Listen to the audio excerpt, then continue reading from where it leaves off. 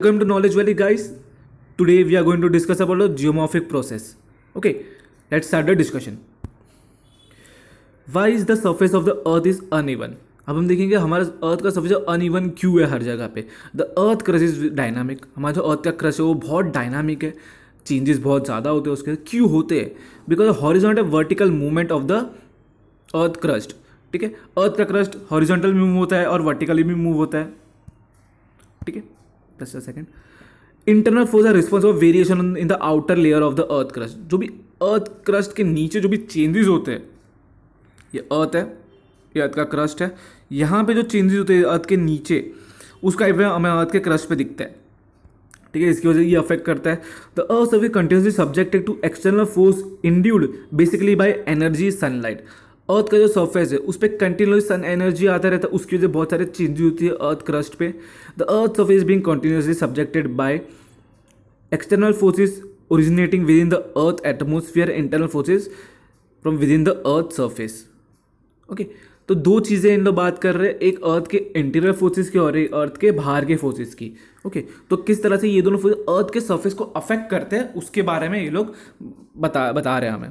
The external forces are known as exogenetic forces.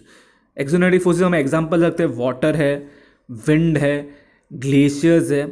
ठीक है, ये सारे फोर्सेस है एक्सोजेनेटिक फोर्स जो अर्थ के सरफेस को अफेक्ट करते हैं. ठीक है, and internal forces are endogenetic forces. जो अर्थ के अंदर से जो भी चीज़ बाहर अर्थ के सरफेस अफेक्ट करती है हम उसको बोलते हैं internal forces, and they are known as endogenetic forces. The phenomena of weathering down to relief variation of the earth through erosion is known as gradation. ठीक है, फॉर एग्जाम्पल ये माउंटेन है, यहाँ पे वेदरिंग स्टार्ट हो रहा है. ठीक है, इस प्रोसेस को, इस इरोजन को हम बोलेंगे ग्रेडिएशन. ठीक है, जो वेदरिंग हो रहा है, इरोजन हो रहा है इसका, इस हम उसको बोलेंगे, ये प्रोसेस को बोलेंगे ग्रेडिएशन. ठीक है, in general term the endogenic forces are mainly land building forces and exogenetic forces are mainly land wearing forces.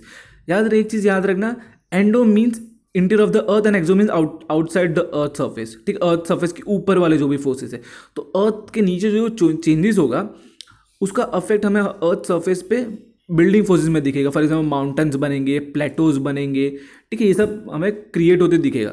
और एक्सोजेनेटिक फोर्सेस में क्या दिखेगा, उसको वेदरिंग कर रहे हैं. ठीक है, इरोजन हो रहा है उनका, तो ये चीज़. ठीक है, अर्थ सर्फेस वेरी सेंसिटिव, और हमारा अर्थ का सरफेस बहुत सेंसिटिव है. थोड़ा भी चेंजेस अगर हम उस पर करेंगे तो हमें बहुत बड़ा इफेक्ट उसका देखने मिलता है अर्थ सरफेस पे. Human has cause extensive damage to the environment through over use of resources.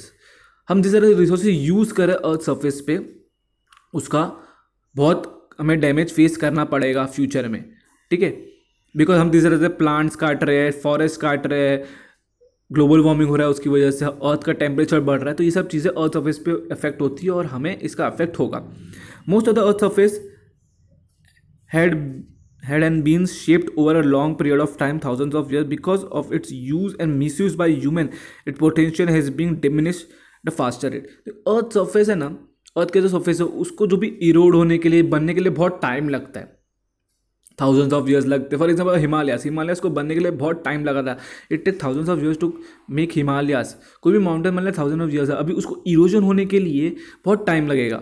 But due to human intervention वहाँ पे उसका इरोजन बहुत स्पीड में होते जा रहा है, बहुत कम होते जा रहे हैं. For example I will take example of in India Vindhyas, Western Ghats बहुत हाइट था उनका, बिकॉज ह्यूमन इंटरवेंशन उनका इरोजन होते गया, ह्यूमन माइनिंग होते गया, तो उनका हाइट भी धीरे धीरे कम होते जा रहा है. उसको थाउजेंड्स ऑफ ईयर्स लगेंगे होने के लिए. अगर वो नेचुरली होता रहेगा, बस बिकॉज ऑफ ह्यूमन इंटरवेंशन बहुत जल्दी हो जाएगा, 100 साल के अंदर हो जाएगा. ठीक है, let's see further.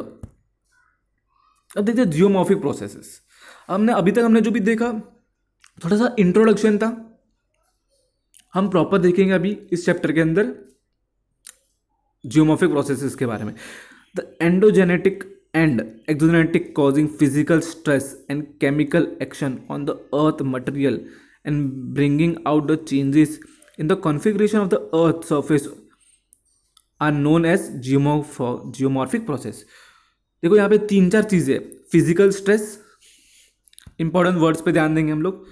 Physical stress, chemical actions on the earth material, ठीक है। ये सब चीज़ें याद ना, कौन सा चीज़ है, फिजिकल स्ट्रेस, केमिकल एक्शन, जो अर्थ के मटेरियल को अफेक्ट करती है, कुछ भी अर्थ के सरफेस को चेंजेस लाती है, इसको जियोमॉर्फिक प्रोसेस, ठीक है। Diastrophism and volcanism are endogenetic geomorphic process. Diastrophism देखेंगे इसको फर्दर में, पर याद ना ये दोनों हम आगे देखेंगे इसके बारे में। वॉल्केनोस को देख लेते हैं यहाँ पे। वॉल्केनो लास्ट चैप्टर में देखा था, जब वॉल्केनो इरप्ट होता है तब माउंटेन्स बनते हैं, ठीक है। जब वॉल्केनो इरप्ट होता है इस तरह से इरप्ट होता है वॉल्केनो, ठीक है, एग्जाम्पल दे रहा हूँ खाली इस तरह से, तो बहुत सारे लैंडफॉर्म्स बनने स्टार्ट होते थे। सी महाराष्ट्र, मुंबई, इंडिया में हम इसका एग्जाम्पल लेंगे बेसाल्ट डेक्कन प्लेट, जो बना था बिकॉज ऑफ वो लावा जो अर्थ के इंटीरियर से आया था, okay. Weathering, mass wasting, erosion and deposition are exogenetic geomorphic process. Weathering देखा, अब वेदरिंग देखेंगे, इरोजन देखेंगे, डिपोजिशन देखेंगे। वेदरिंग होगा, फिर इरोजन होगा, उसका एक जगह दूसरी जगह लेके जाएंगे, फिर डिपोजिशन हो जाएगा उसका, तो हम उसको बोलेंगे exogeomorphic process. Any exo element of nature like water, ice, wind capable of acquiring and transporting earth materials can be called as geomorphic agent। Agent देखो कौन से वाटर है, आइस है, विंड है। जब कुछ भी चीज़ इरोड होती है, फॉर एग्जांपल ये चीज़ माउंटेन ले लो, यहाँ से विंड आ रही है, यहाँ से थोड़ा इरोजन करते जा रही है, इरोजन करते वेदरिंग इसको करते जा रही है ना, मटेरियल्स लेके आ रहे हैं, दूसरी जगह जाकर डिपॉजिट कर देती है वो। जस्ट अ सेकेंड, यहाँ से हम लोग एग्जाम्पल लेंगे, यहाँ से माउंटेन से इसका इरोजन हो रहा है, और क्या करती है, विंड लेके आती है यहाँ पे डिपॉजिट करते जाती है, ठीक है। तो ये विंड को क्या बोलेंगे हम, एजेंट बोलेंगे। इसको क्या बोलेंगे, एजेंट। क्यों, ये एक जगह से दूसरी जगह मटेरियल्स को लेके जा रही है, अर्थ के मटेरियल्स को। Geomorphic process and geomorphic agent specially exogenetic unless stated separately और वन एंड द सेम। जब तक हम इसको सेपरेटली देखेंगे तो हमें ऐसा लगेगा कि दोनों सेम ही काम कर रहे हैं, एक प्रोसेस कर रहा है, एक सेम ही काम कर रहा है इनका, तो ज़्यादा डिफरेंसेस नहीं है। जब तक हम इनको अलग से देखेंगे नहीं, तब तक हम इसको आगे के चैप्टर, आगे के टॉपिक्स में देखेंगे किस तरह से ये दोनों अलग है। बट यहाँ पे दे दो, an agent is a mobile medium like running water, moving ice, wind, waves etcetera, ठीक है। मोबाइल मीडियम होना चाहिए, मोबाइल मीन्स कंटिन्यूली मूव होना चाहिए, ठीक है, इजीली मूव होना चाहिए, which remove, transport and deposit earth material, ठीक है। तो रिमूव करता है, ट्रांसपोर्ट करता है एक जगह से दूसरी जगह, और डिपॉजिट करता है दूसरी जगह पे, ठीक है। तो हम इसको बोलेंगे geomorphic agent. Running water, ground water, glaciers, wind, waves, current etcetera can be called as geomorphic agents. कौन, अभी एग्जाम्पल्स दिए इन्होंने, कौन से एग्जाम्पल्स है, running water, ground water, glaciers, wind, waves, currents are called geomorphic agent. क्यों इनको agent बोला गया, क्योंकि ये चीज़ अर्थ के जो मटेरियल्स है वो एक जगह से दूसरी जगह पे लेके जाने में हेल्प करते हैं, इसलिए हम इनको क्या बोला गया है, जियोमॉर्फिक एजेंट्स, ठीक है। अगर एग्जाम में पूछा गया what are the examples of geomorphic agents, तो आप तुम बता सकते हो, एग्जांपल दे दिया तुम्हें, बहुत सारे दे दिए, ठीक। तो याद रखना, running water, ground water, glaciers, wind, waves and currents, waves and currents भी आते हैं, ठीक है। ग्रेविटी, अब देखो ग्रेविटी हमने आज तक अभी सोचा नहीं, ग्रेविटी बहुत बड़ा रोल प्ले करती है इसके अंदर, बट हाँ ग्रेविटी बहुत बड़ा रोल प्ले करती है अर्थ के बिल्डिंग प्रोसेस में, एंडोजेनेटिक और एक्सोजेनेटिक फोर्सेस में। Gravity besides being a directional force activating और downslope movement of matters also stress on the earth material. Earth देखो ग्रेविटी कैसे हेल्प करती है, अगर ग्रेविटी नहीं रहेगा तो अर्थ के जो मटेरियल जो पुल नहीं होंगे नीचे, ठीक है, ऊपर से जो आ रहे हैं वो पुल नहीं होंगे जल्दी, और स्ट्रेस नहीं गिरेगा उन पे, ठीक है। तो ग्रेविटी बहुत बड़ा रोल प्ले करती है। Without gravity and gradient there would be no mobility and hence no erosion, no transportation, no deposition are possible. अगर ग्रेविटी नहीं होगा, ठीक है, तो वो इरोड नहीं होगा प्रॉपरली। अगर इरोड नहीं हुआ तो उसका डिपोजिशन नहीं होगा, तो वो प्रोसेस नहीं होगा जो हम देख रहे थे यहाँ पे, इरोजन नहीं होगा, ट्रांसपोर्टेशन, डिपोजिशन नहीं होगा, वो सब चीज़ों को। तो ग्रेविटी बहुत बड़ा रोल प्ले करती है in exogenetic forces, endogenetic forces के एक्सो, ठीक है। All movements either within the earth और on the earth surface occurs due to gradient from higher level to lower level, from high pressure to low pressure are etcetera.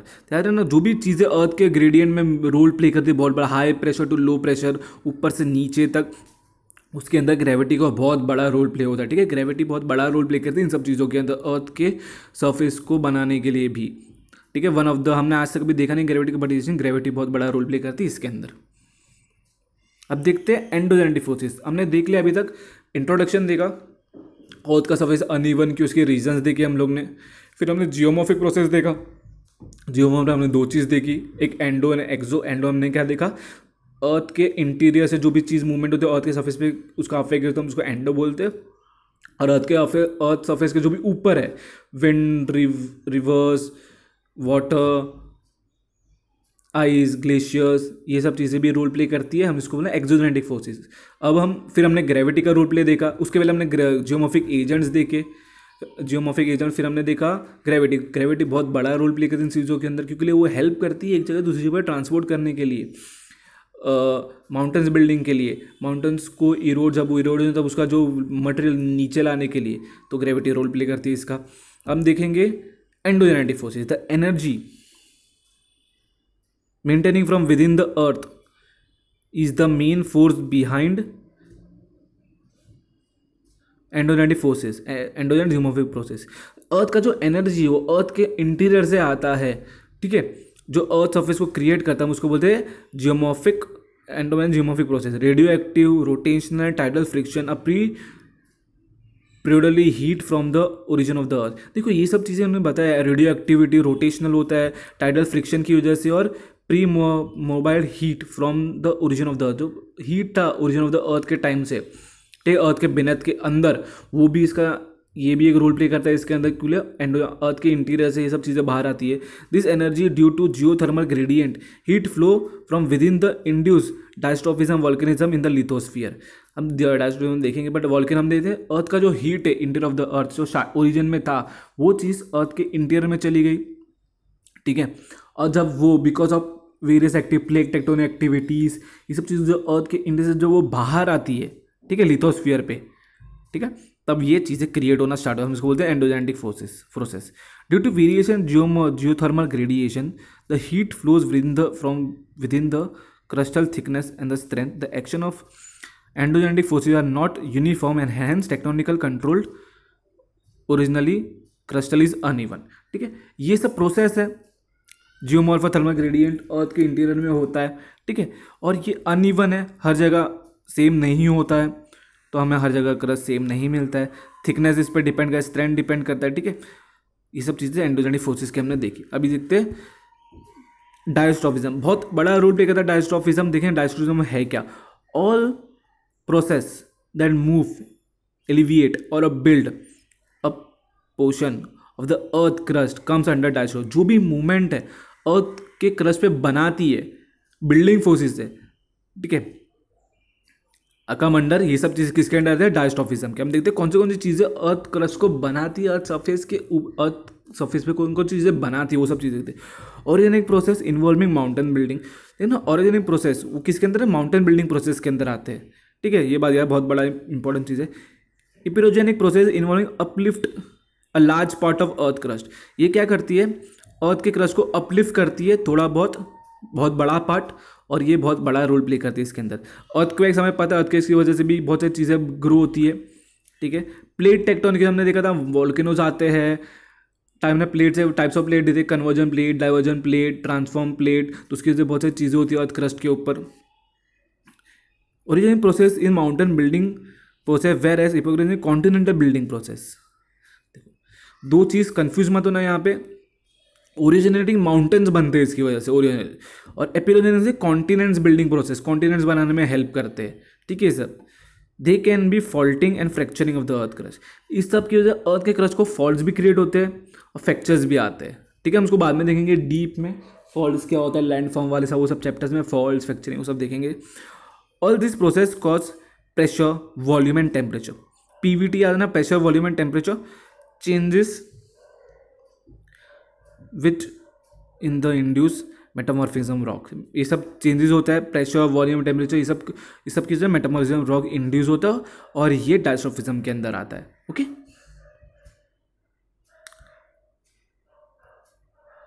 Okay, हमने आज तक अभी जो देखा है, डायस्ट्रॉफिज्म देखा, फिर एंडोजेनेटिक फोर्सेस देखा, ग्रेविटी देखा, जियोमॉर्फिक प्रोसेस, और हमने देखा द अर्थ सरफेस अनइवन क्यों है। तो हमने चैप्टर के स्टार्टिंग का पार्ट देख लिया है। अभी उसका तो दूसरा पार्ट आएगा, मैं दूसरा पार्ट बना उसमें देखेंगे वेदरिंग, देखेंगे टाइप्स ऑफ वेदरिंग, देखेंगे फिजिकल वेदरिंग, बहुत सारे टाइप्स ऑफ वेदरिंग देंगे। फिर उस दो हम आई थिंक मेरे को ये चैप्टर के लिए 3 वीडियोस लगेंगे, 3 पार्ट लगेंगे बनाने को। I will try to make in 2 parts only, ज़्यादा आपको प्रेशर ना रहे। बट सेकंड टॉपिक होगा थोड़ा लेंदी होगा, ठीक है। Hope you like the lecture, please like and subscribe.